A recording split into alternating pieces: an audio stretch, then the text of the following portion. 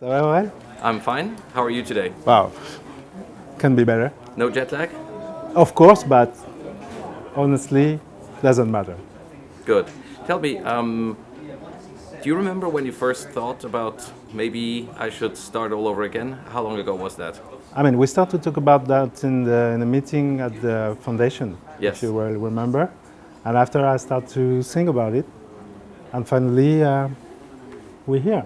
I mean, it's been quite some time ago. I think it was either 2015, maybe 16, that you had the first ideas. Yeah, something like that.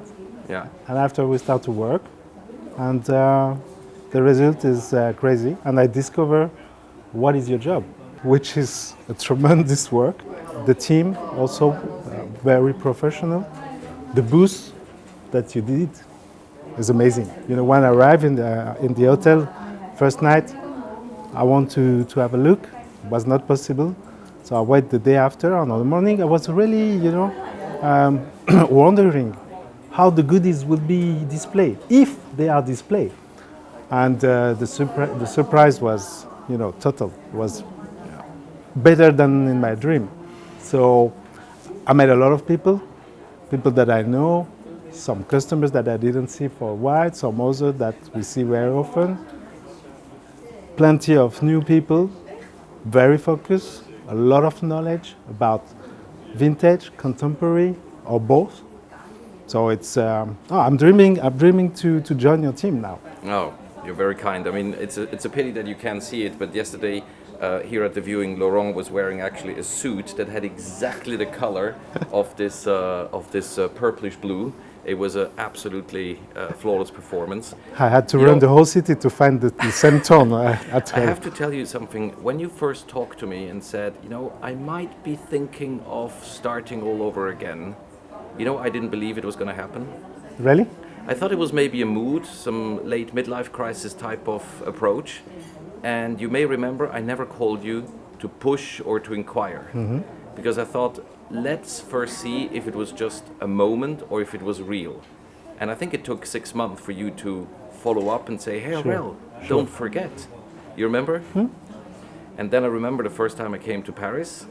We went downstairs to your office, which is basically, you have to imagine, all this times 5. The whole office is a... Times 10. Times 10.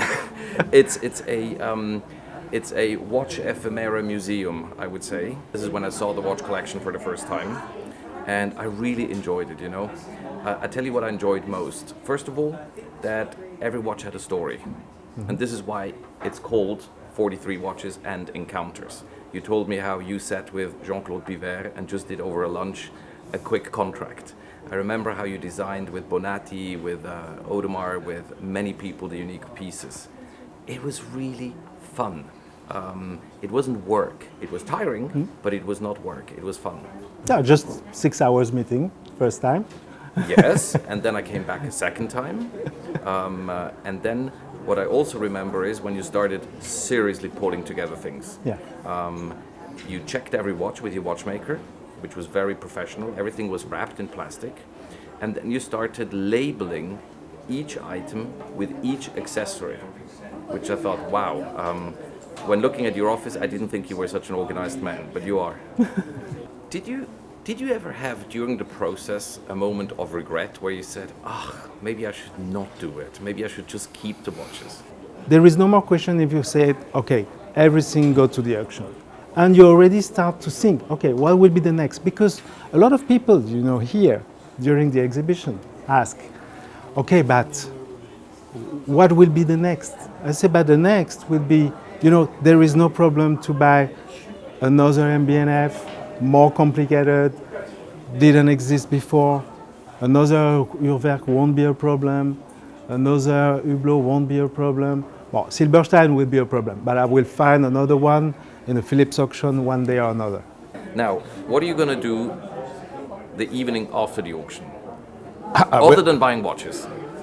I will look. Cry? Here? Oh, no. Oh, maybe.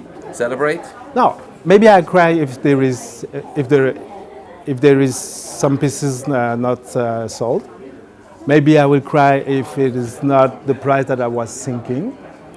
But at the end of the auction, I will be happy because I will start to call some people to start the next purchase. Okay, I tell you why I asked, because everyone is asking me, will Laurent, at the end of the auction, take the Richard Mill guitar and do a 1 minute unplugged from the pupitre, from the rostrum of the auctioneer? Well, why not? But you know, the only point is, at the end of the auction, normally, this guitar has to be borrowed by the new buyer. I know. We will have to try and negotiate with the new owner if he lets you do that. Okay, we'll see. Good. Listen, Fantastic. it was a pleasure. Super We have pleasure. another 48 hours with lots of viewing. Yeah. Maybe you can't see it, but there's a lot of people behind us here trying to see the watches, so you should probably leave the counters again to the viewing. Yeah, Great.